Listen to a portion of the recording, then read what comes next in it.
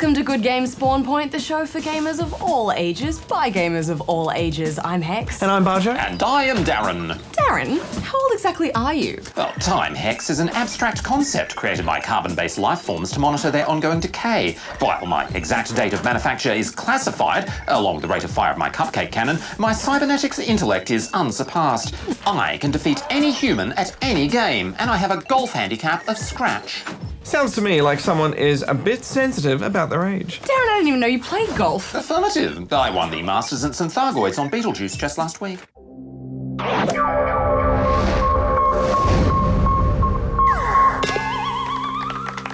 well done. Top shot.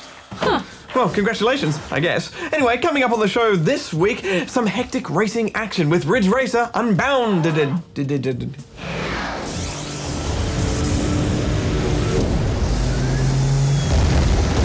But first, we've been playing Splatters, so should we talk about that? Yes. The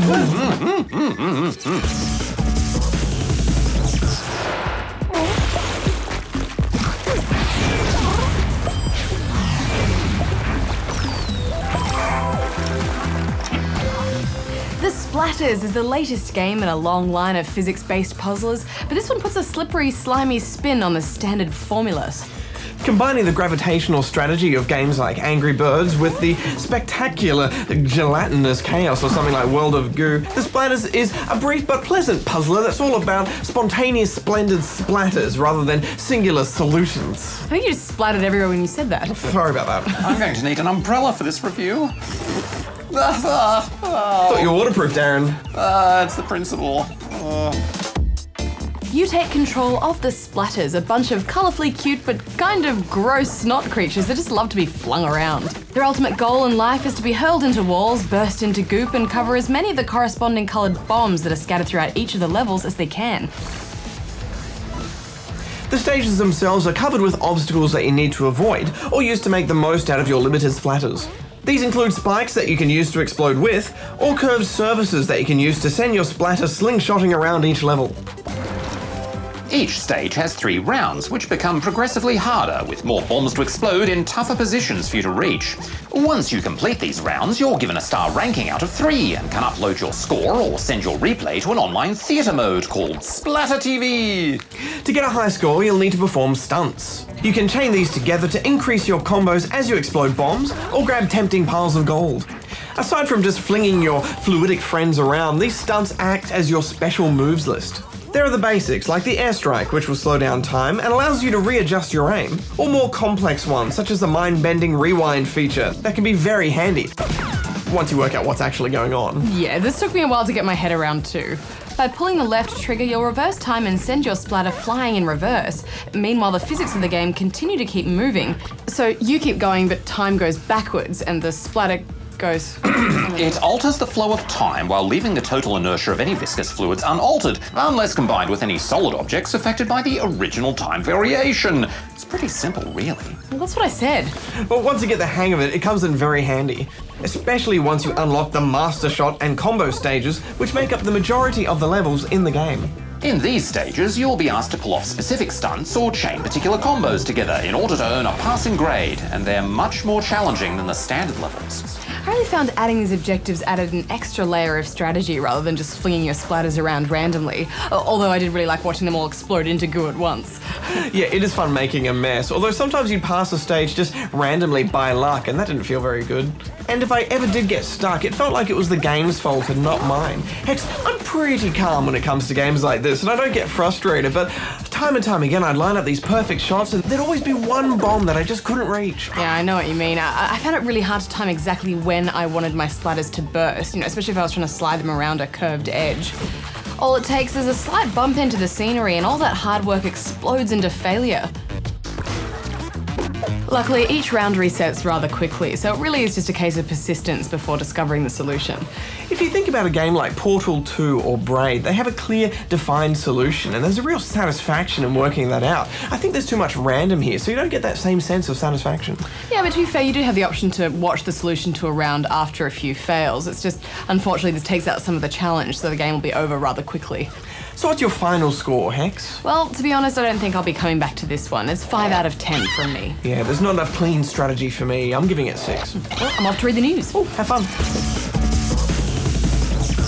Hex here with all the gaming news from around the globe. The 9-year-old son of a Californian car parts reseller has become a mini celebrity after building his own games arcade out of cardboard boxes. Kane Monroy set up his own homemade arcade in the front of his father's store, quickly attracting the attention of filmmaker Niven Mullick, who was so impressed he made a short documentary that has propelled Kane into internet fame. A college fund set up in Kane's name has so far raised over $150,000 to pay for his future university fees. A keen game-loving cyclist has made the entire city of Baltimore his canvas.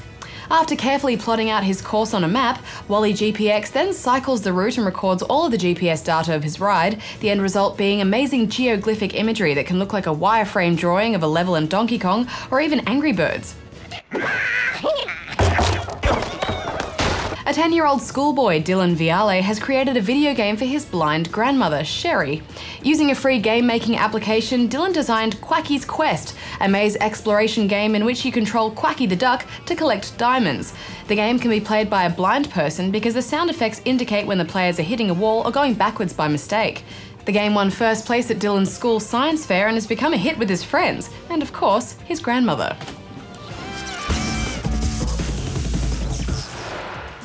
These are all the gamers we met at this year's Royal Easter Show who put their gamer tags in our poster. It was so nice to meet so many of you. Oh yeah, thanks so much for waiting in the hot sun. And while we were all chatting and signing various things, Goose was out on the show Meeting a goat! Really? Affirmative. I like goats.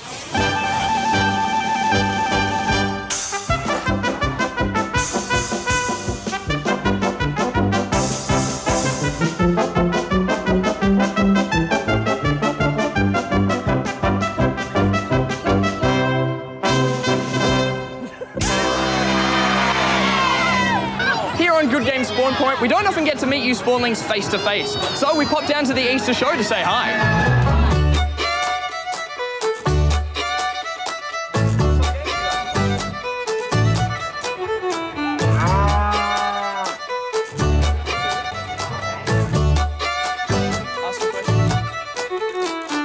So, are you having fun here at the Easter show? Yes, I got a lot of show bags. So guys, what do you think of the Easter show so far? It's awesome. Terrific. I love the Easter show. We just came in on the train and, well, I'm loving the animals and everything. So have you seen any of the animals so far? Yes, lots of cows. There was a very sleepy chicken over there. A big part of the Easter show is meeting all the animals, so I thought I'd find out which animals make the best gamer.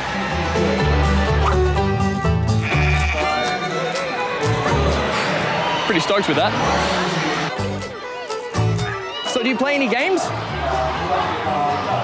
So do you play any horror games? Why not, you chicken? So I'm here with a personal friend of mine. I'm just going to ask him, what's your favourite game? Stop that, you're on television. So I was talking to some of the chooks before. They're a big fan of Angry Birds. Do you like that game? No, I can't imagine you would. They're knocking down your house. It's fair enough. Okay, I'm going to need that for the rest of the show, but it was really nice to talk to you.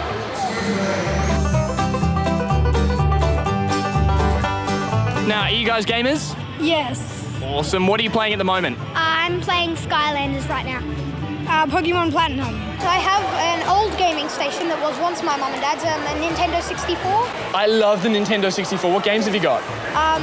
James Bond would be just PS2. Mario Kart, Skylanders, Diddy Kong Racing, Spyro, Banjo-Kazooie. Have you played Banjo-Tooie? No. Oh, it's a sequel. It's very good. Who's your favourite host? Yeah. Oh. What do you guys think of Darren? He's mega noob when he charges his laser. You know he lasers noobs. Really? Are you a noob? No. What do you think of Darren? Noob-ish. Noobish. Fair call. Sorry, Darren. Well, it's been such a huge day here at the Easter show, and it was great to meet all you spawnlings. Thank you to those who did come down.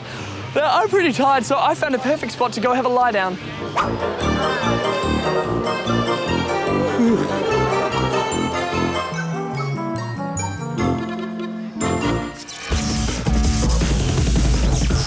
Hey, Hex, check out my new haircut. I think it's pretty rad. You ready for it? You ready for it? You ready for it? You ready for it? You ready for it? Here it is. Oh, I mean, it looks, it just, you know, I mean, it has a... Stylish, right? Modern? Hip? Funky?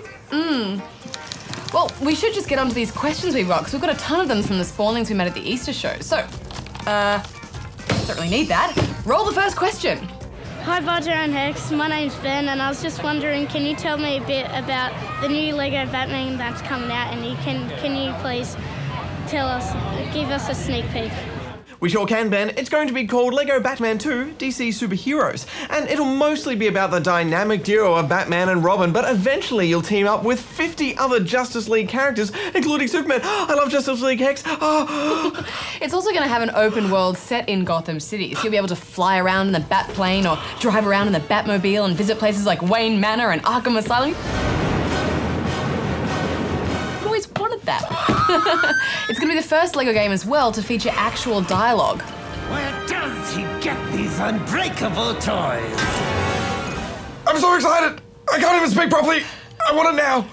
I know, Barjo, but you'll just have to wait like everyone else until it comes out. There's no exact release date, but we think it's going to be out around the middle of this year. I'm calm. But that's like... a million days away. Can't you make it come out faster? We've been through this, Barjo. I can't make games come out any faster. And anyway, it's only around 2 months away, so before you know it, it'll be here. But let's move on now to this question. 2 months! It's ages! My name is Zachary, and can you please give me some tips on how to play Star Wars on Connect? Sure, we can give you a few tips, Zachary. We found a good tactic for those tough enemies that block your attacks is to just jump and get behind them. Then you can usually take them down in a couple of quick swings. Also, if you're getting shot at, make sure you do the wavy motion to deflect the lasers, and also try not to flail around like a crazy person since the Kinect can have trouble keeping track of you. Just keep your cool, think about each saber strike, and be one with the Force. But there's not a lot of tips we can give you for the other modes. Just dance, smash, and race your way through them. They're fairly straightforward. But moving on now to the next question. Oh, that looks like it hurt. Not really. A little bit. Is it better? My name is Catherine, and I was wondering, are there going to be any more new Super Smash Bros. Brawl games? There sure is, Catherine. In fact, there are going to be 2. Nintendo confirmed last year at E3 that there will be a new Smash Bros. Game coming out for both the 3DS and the upcoming Wii U. And apparently both versions will connect with each other in some way. But sadly, that's all they had to say. There's no screenshots or trailers or release dates to talk about, but I wouldn't be surprised if we hear a little bit more about it at this year's E3, which will be held in June.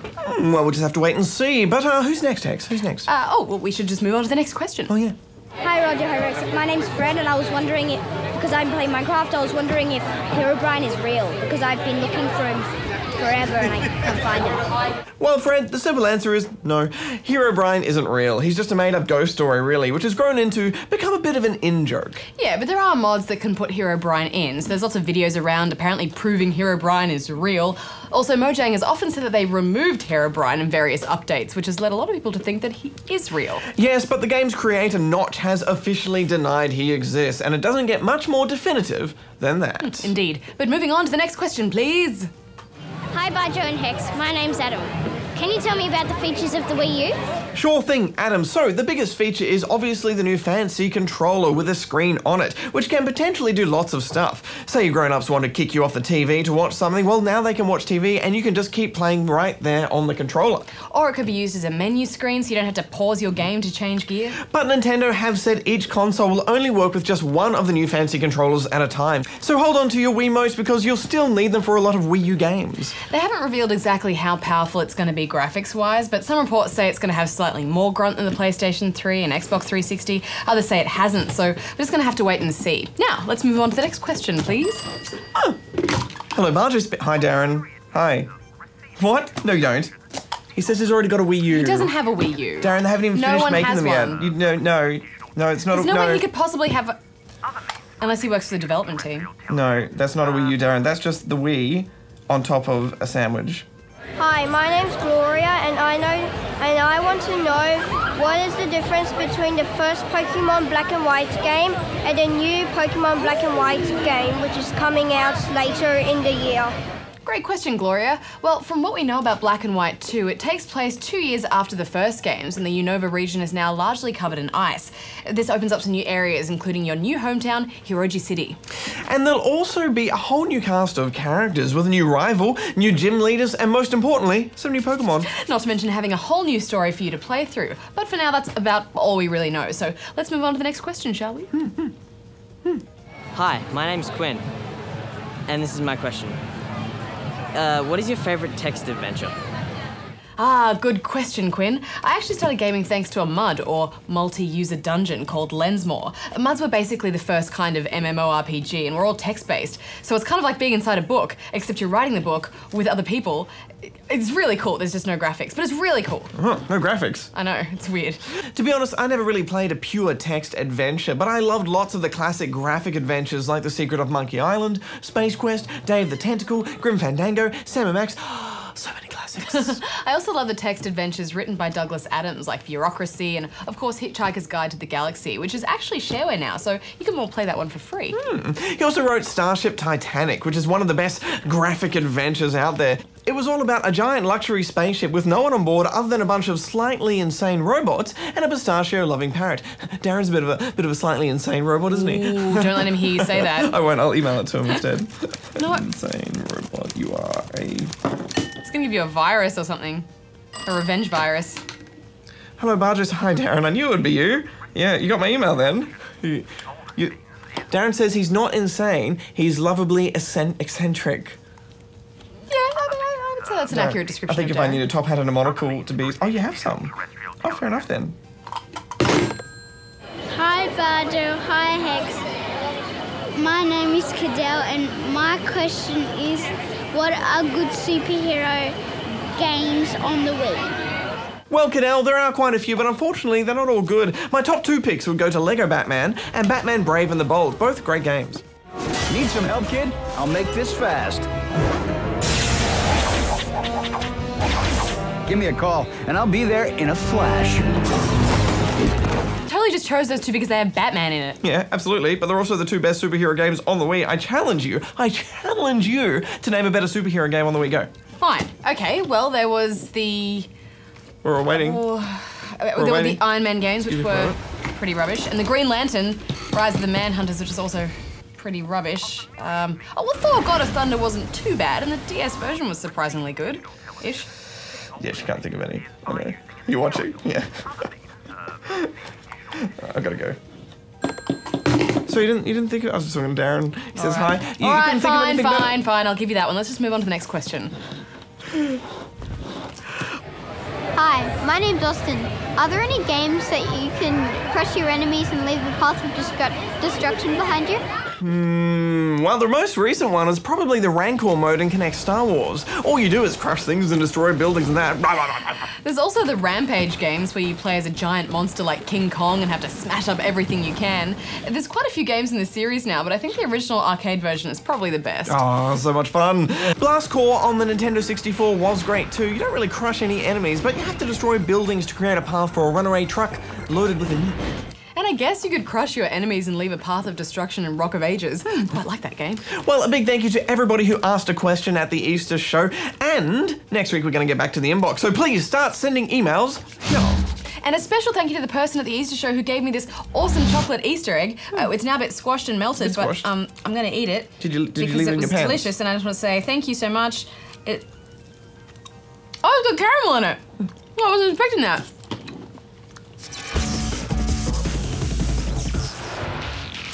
Darren, Hex, I love rough and tumble races, and when I heard that the latest Ridge Racer was moving away from a slow-paced racer to a hectic bump-into-each-other game, I was pretty excited. And this one is called Unbounded.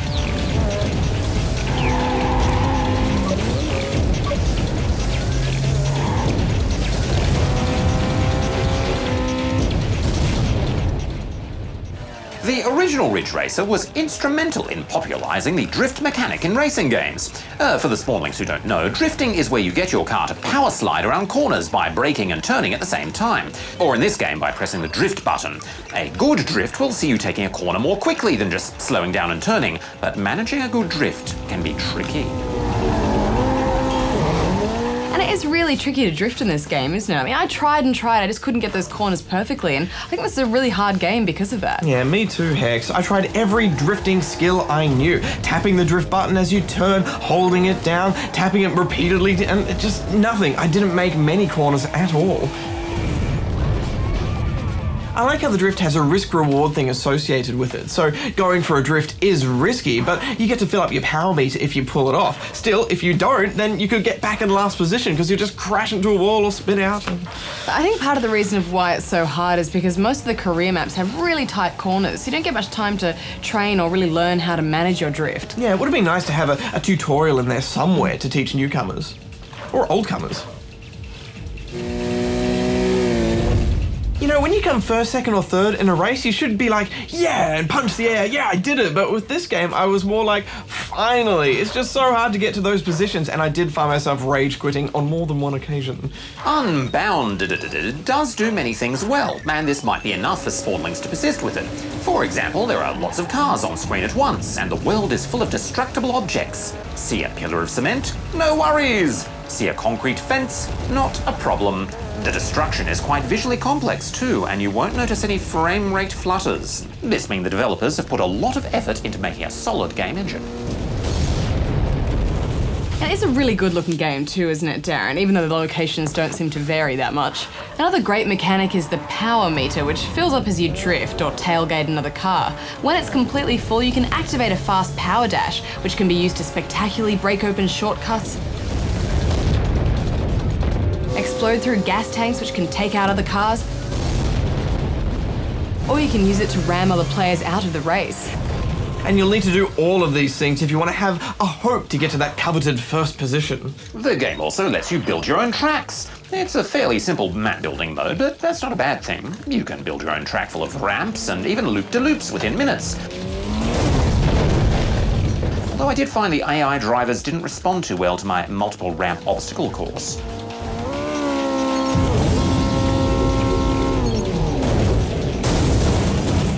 I would have made that jump. Well, the best thing about these tracks is that you can set the difficulty on them, and because the AI doesn't react well to user-made obstacles, you have more of a chance of winning on these maps, and then you can unlock cars and, increase your driver level. I enjoyed racing on those player-made tracks the most in this game, Barjo, but when it came to multiplayer, I couldn't find anyone to play with. Yeah, me neither. I think it's because people are just rage quitting. There are a few other race types, such as time attack and fragging to take out police cars, and the boost races, which is all about using your boost at the right time. These other modes do mix it up, but even with them, I find it hard to recommend this game. It's a shame because they got so much right, but they've just made it too hard. I'm giving this 6 out of 10 rubber chickens. I'm gonna give it 5. I did like the wub step music though. Wob wob. Wob wob. Wob wob. Wob wob wob. This is my wub dance. Wob wob. All right. Guys, we've run out of time again. Time just flies past us in this show, doesn't it? It certainly does, Hex. And next week we're going to have a look at Naruto Shippuden Ultimate Ninja Storm Generations. Oh, longest game name ever. They've taken out all the RPG elements. It's a pure fighter this time. Probably ruined it. Well, we'll have to wait and see. Plus, Trials Evolution. Such a hard game.